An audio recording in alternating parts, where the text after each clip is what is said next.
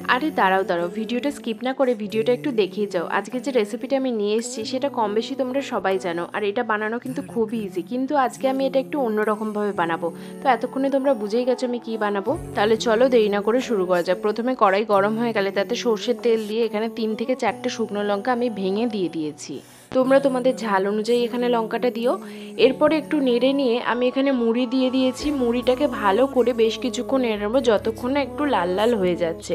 যখন এরকম লাল লাল হয়ে যাবে এটাকে নামিয়ে নিয়ে একটু ঠান্ডা করে নেবো। এরপরে আমি এখানে দিয়ে দিয়েছি 2 চামচ মতো আম তেল, তার সাথে দিয়ে দিয়েছি ঝাল ঝাল চানাচুর, আর তার সাথে দিয়ে দিয়েছি মশলা ঝুরি ভাজা। এরপরে আমি এখানে শসা আর পেঁয়াজ কুচিয়ে রেখেছিলাম সেটা দিয়েছি। তোমরা চাইলে এখানে লঙ্কাও দিতে পারো। শেষে ধনেপাতা কুচি আর চাট মশলা দিয়ে মিশিয়ে নিয়েছি। ব্যাস, আমাদের ঝালমুড়ি কিন্তু একদমই রেডি। তোমরা চাইলে এখানে লেবুর রসও অ্যাড করতে পারো। এরকম বৃষ্টির দিনে যদি এরকম ঝালমুড়ি আর সাথে 1 কাপ চা হয়ে যায় তাহলে সন্ধ্যেটা জাস্ট জমে যাবে। একবার হলেও ট্রাই করো। টাটা।